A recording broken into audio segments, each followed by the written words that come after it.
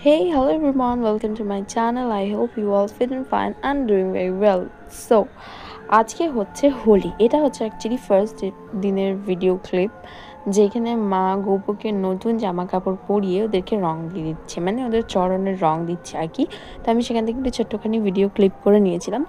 আর ফার্স্টে আমরা সেরকম খুব একটা হোলি খেলিনি, জাস্ট গোপুদের সাথেই রং খেলা হয়েছে বলা চলে। গোপুদেরকে রং দিয়েছে।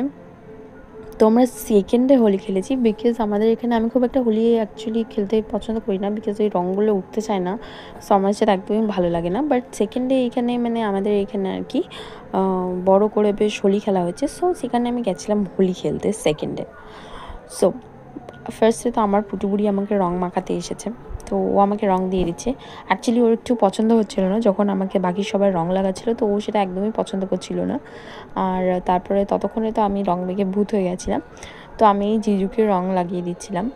অ্যাকচুয়ালি আমাকে ভূতও জিজুই করেছে, যেটা ভিডিও ক্লিপটা আমি নিতে পারিনি। সো এখন আমরা বাড়িতেই এরকম হোলি খেলে নিচ্ছি। তারপরে আমরা যাব বাইরে, এটা মাকে রং লাগিয়ে দিয়েছিলাম। আর সাইডে এই যে আমাকে এখন রং লাগাচ্ছে, actually she is my best friend, ওর বিয়ে হয়ে গেছে। সো অনেকদিন পরেই সেই ছোটোবেলায় ওর সাথে হোলি খেলা হয়েছিল।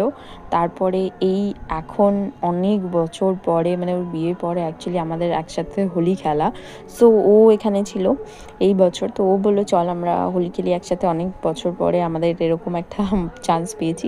তাই আমি বললাম চল ঠিক আছে চল, তোর কথায় রাখা গেল, বিকজ আমিও খুব একটা এখানে থাকি না আর ও থাকে না, সো সব মিলিয়ে আমরা হোলি খেলার চান্সটা খুব একটা পাই না।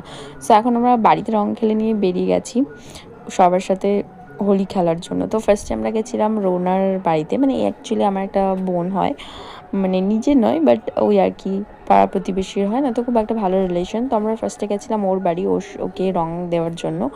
তো ও একটু অসুস্থ ছিল, বাট স্টিল ও আমাদেরকে দেখে আমাদের সাথে হোলি খেলার জন্য এসেছে। এরপরে আমরা চলে গেছি মন্দিরে।